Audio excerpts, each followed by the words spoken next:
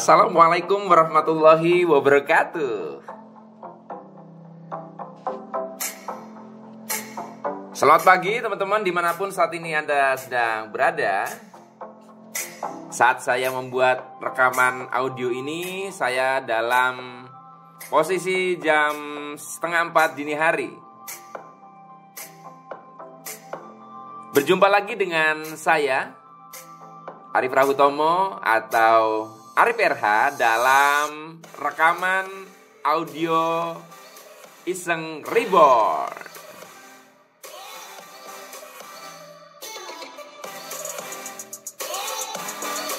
Ya, dalam kesempatan kali ini tema yang akan saya bahas berjudul kesadaran yang melampaui uang. Kesadaran yang melampaui uang. Teman-teman, tentunya siapapun Anda, apapun profesi Anda pasti tidak menolak apabila diberikan satu kesempatan untuk bisa memiliki banyak uang. Ya, dalam artian Anda menjadi kaya secara materi. Karena dengan menjadi kaya secara materi, Anda bisa menggunakan itu untuk meningkatkan kualitas hidup Anda, membantu sesama, dan sebagainya, dan sebagainya. Nah, lalu apa maksud dari judul tema bahasan kita pagi hari ini yang disebut sebagai kesadaran yang melampaui uang? Teman-teman, saya sering melihat orang-orang yang sedemikian cepat menjadi kaya, lalu tidak lama kemudian juga cepat menjadi miskin. Orang-orang itu sebetulnya punya kapasitas yang luar biasa dalam menghasilkan uang, tetapi sayangnya kesadarannya dia masih di bawah uang. Sehingga menyebabkan tidak bertahan lama keadaan itu. Tentunya banyak di antara Anda pasti pengennya sukses jangka panjang, punya uang awet gitu ya, kalau bisa seumur hidup ya, tidak sebentar punya banyak uang lalu lenyap semuanya kayak gitu kan. Lalu apa teknisnya atau apa senyatanya tentang kesadaran yang melampaui uang itu? Saya mau ceritakan beberapa contoh sederhana teman-teman supaya Anda mengerti. Beberapa kali dalam kesempatan hidup saya pernah melakukan hal-hal yang sudah saya tinggalkan, tidak lagi saya lakukan karena saya menyadari akhirnya hal itu tidak baik secara energi, secara vibrasi, secara spiritual dan sebagainya. Misalnya dulu banget ya, saya bilang udah dulu banget itu saya masih tergoda untuk mengambil proyek-proyek atau pekerjaan-pekerjaan di mana terjadi sebuah manipulasi di situ. Misalnya saya dibayar katakanlah sekian juta atau sekian puluh juta. Lalu saya harus menandatanganin jumlah yang lebih besar dari itu pada kwitansi atau surat apa sebagai administrasi. Artinya saya melakukan sebuah ketidaksinkronan antara senyatanya saya menerima berapa dengan faktanya. Dan itu tentunya lumrah sekali di dalam birokrasi. Dulu kayak gitu saya tabrak. Meskipun dalam beberapa kasus ada sebuah dilema di mana di awal saya tidak tahu akan ada begitu-begitu.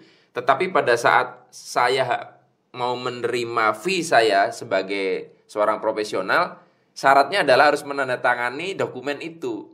Jadi dilema dong, kalau saya nggak tanda tangan, saya nggak dapat fee, ya ada hak saya di situ. Tapi kalau saya tanda tangan, saya harus mengiyakan sesuatu yang sebetulnya nggak saya terima. Jadi kan di situ terjadi celah-celah, entah itu korupsi atau yang sebagainya, saya nggak tahu.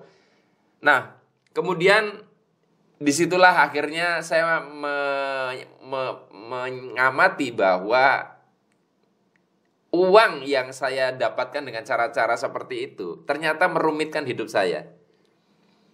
Kelihatannya saya bisa dapat uang banyak, tetapi belakang-belakangnya setelah itu tuh ada saja hal-hal yang akhirnya rumit dan sulit.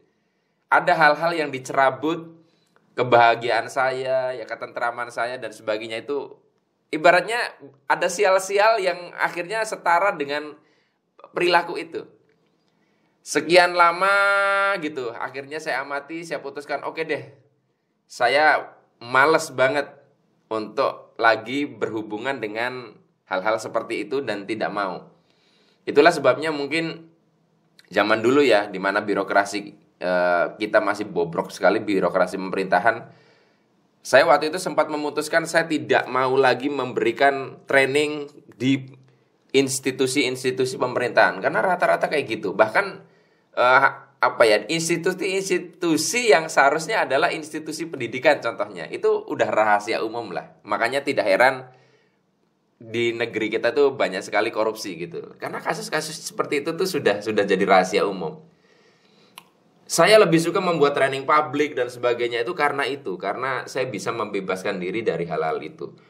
Dan seiring waktu alhamdulillah kesadaran saya mulai melampaui uang, sehingga beberapa kali punya kesempatan untuk mendapatkan uang sangat besar. Saya pernah dihubungi sebuah institusi dan saya dibayar sangat besar, puluhan juta rupiah, dan saya aslinya di situ dalam deal projectnya adalah saya diberikan kesempatan untuk memberikan materi selama sekian jam. Tapi ternyata itu hanya formalitas, Pak. Nanti realitasnya kita buat hanya setengah jam aja atau 1 jam kurang nggak apa-apa. Yang penting acara itu terselenggara, Bapak. Ibaratnya tuh ya, bahasa gampangnya saya dapat duit gede untuk bayaran ngajar sekian jam, tetapi realitasnya saya tidak melakukan itu. Jadi kayak buang-buang duit gitu loh, buang-buang anggaran. Yang penting, tapi nanti di laporan dokumentasinya seolah-olah acara itu sekian jam. Terus terang karena bayarannya sangat besar saat itu, terjadi sebuah konflik di dalam diri saya. Ambil enggak, ambil enggak, ambil enggak, ambil enggak. Cuman saya selalu ingat bahwa saya itu ngajar. Ngajar itu harus sesuai antara omongan dengan perbuatan. Di situ akhirnya ada satu suara di dalam diri saya, kalau kamu masih kayak gitu, udah berhenti ngajar lah, berhenti ngomongin hal-hal spiritual di channel YouTube, percuma karena realitasnya saya nggak sesuai. Akhirnya saya berhasil untuk melampaui bisikan-bisikan keserakahan itu dan akhirnya saya menolaknya. Dan sejak itu sih lebih enteng ya untuk menolak hal-hal seperti itu. Ada beberapa kesempatan saya bisa menelikung melakukan pengkhianatan yang secara formal mungkin tidak salah, tapi secara etika itu menurut saya tidak baik. Ya misalnya contoh paling gampang, ada orang yang mengetahui saya dari sebuah institusi yang secara kode etik apabila saya itu diundang oleh pihak tersebut, ya saya harus ngomong kepada pihak di mana yang menjadi sebab saya diketahui oleh pihak yang mengundang, karena di situ ada hak mereka. Nah bisa saja saya main belakang, ya udah punya sembunyi-sembunyi bisa. Nah tapi dulu saya pernah melakukan itu dan hidup saya jadi ruwet. Nah teman-teman, yang menarik adalah kadang kesadaran kita itu menjadi lebih kuat untuk membentengi diri kita dari hal-hal seperti itu saat kita tuh sudah punya uang banyak. Meskipun memang dalam beberapa kasus ada orang yang sudah punya duit banyak masih juga korupsi, tetapi saya mikirnya jangan-jangan dia lebih korupsi lebih banyak lagi pada saat duitnya belum sebanyak itu. Jadi saya bisa membentengi diri saya dari rayuan-rayuan tentang uang seperti itu dengan cara-cara seperti itu. Saya merasa lebih bisa memproteksi diri ketika saya sudah keadaan keuangan saya sudah baik. Jadi boleh dikatakan saya mengalami pertumbuhan kesadaran yang cukup baik ketika keuangan saya membaik. Jadi kata siapa orang menganggap misalnya orang yang semakin keadaan keuangannya membaik itu tidak selaras atau seiring dengan pertumbuhan kesadaran. Ya contoh sederhananya, saya lebih mudah untuk menerima apakah hari ini hujan atau tidak ketika saya naik mobil ya. Dulu ketika saya naik motor itu seolah-olah tidak menerima kehidupan. Aduh mudah-mudahan gak hujan dah, saya mau pergi gitu loh. Jadi seolah-olah saya tidak mau menerima berkah dari Tuhan apapun. Jadi kalau menurut saya ya, jangan benturkan antara kesadaran spiritual dengan kekayaan atau kemapanan finansial, karena bisa menopang loh. Anda ketika Anda naik mobil, Anda mau hujan ya alhamdulillah, nggak hujan ya nggak kepanasan, lebih bisa menerima apa adanya daripada sok-sok spiritual tapi nyatanya mengatakan hujan itu berkah, hujan itu rahmat, tapi pada saat mau hujan ngebut-ngebut menghindari hujan dan membahayakan orang lain di jalanan. Saya sering lihat banyak orang pengendara motor kalau mau hujan itu nyetirnya udah kayak kesetanan. Ini gimana, katanya omongannya hujan itu berkah, hujan itu rahmat dari Tuhan. Nah, akhirnya kan kita bisa akhirnya melihat bahwa kadang benar juga bahwa kefakiran itu bisa membawa kepada kekufuran. Artinya miskin juga bisa menyebabkan keimanan kita juga lemah. Bisa juga seperti itu, ya. Kembali kepada yang saya sampaikan, bahwa teman-teman, itu bukan sebuah pembenaran bahwa berarti saya nanti baru bisa melampaui kesadarannya, melampaui uang ketika uang saya sudah banyak. Memang iya, nanti akan bisa seperti itu, tetapi keadaan itu akan dipicu dimulai dari sebelum Anda memiliki uang yang banyak. Sebagaimana kalau Anda punya sebuah statement di dalam diri Anda, saya mau bersedekah nanti kalau duitnya udah banyak. Itu nggak begitu juga. Karena kemampuan rela untuk memberi itu dilatih saat kita dalam keadaan uang berapapun. Hanya berbeda jumlahnya saja, tapi hasrat untuk memberi itu harus dilatih bahkan sebelum kita berlebih. Ya, karena kalau kita udah pelit, ya nanti punya duit juga tetap pelit-pelit aja gitu. Ya. Nah, teman-teman paham ya, maksud saya adalah bahwa uang memang satu hal yang sangat menggoda sekali dalam hidup kita, karena banyak hal di dalam hidup yang bisa kita dapatkan dengan memiliki banyak uang. Tetapi ingat bahwa uang itu energi. Uang itu adalah sesuatu yang nanti akan berdampak pada spiritualitas kita, akan berdampak kepada kehidupan kita secara menyeluruh.